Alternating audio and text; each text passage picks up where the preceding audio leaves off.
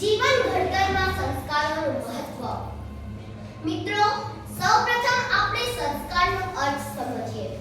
તો સંસ્કાર એટલે નમ્ર રહેવું, સહનશીલ બનવું, એકબીજાને મદદ કરવી, એકબીજા પ્રત્યે દયા રાખવી અને નાનામાં નાના માણસને પણ માન આપવું.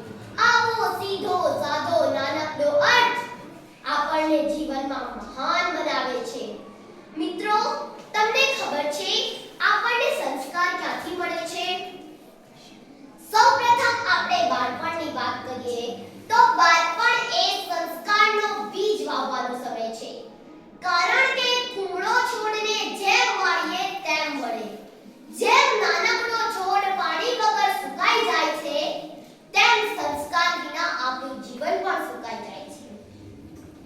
બાળપણમાં માતા આપણને જન્મ આપે છે અને ત્યારથી જ આપણી અંદર સંસ્કારોનું સિંચન કરે છે. કહેવાયું છે ને, એક માતા 100 શિક્ષકો કરતા પણ ચડિયાતી છે. ત્યાર પછી આપણને આપણા પરિવારમાંથી પણ સંસ્કારો મળે છે, જેમાં દાદા, દાદી, પિતા, ભાઈ, બહેન, આડોશી, પાડોશી જેવું વર્તન કરે છે, જેવું બોલે છે, તેનું અસર આપણા દિલો દિમાગ પર પડે છે. પછી બાળક થોડું મોટું થાય છે અને શાળાએ જાય છે.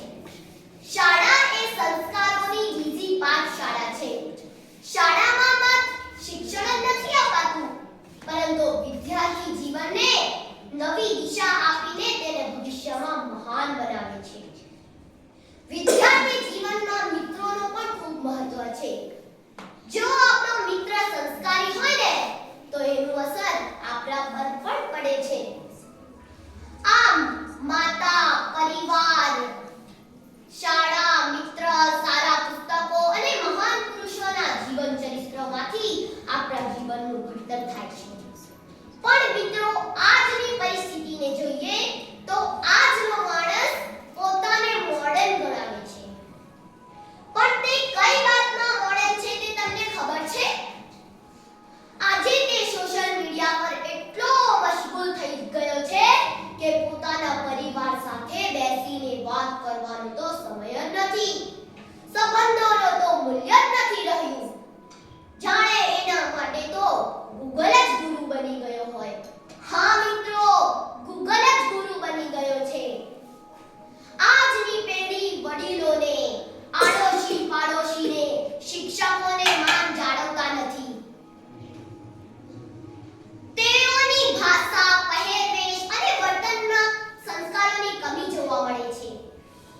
હું અને મારું વધી રહ્યું છે, અમે અને આપણું ઘટી રહ્યું છે.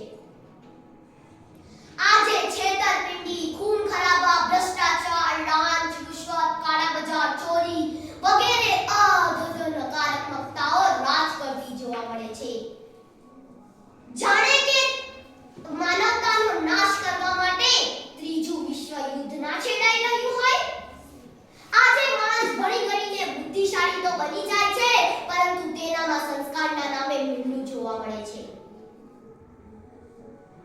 એટલે કે ભણેલો પણ ગણેલો નહીં. ટૂંકમાં કહું તો શિક્ષણની સાથે સંસ્કારો ખૂબ જ જરૂરી છે.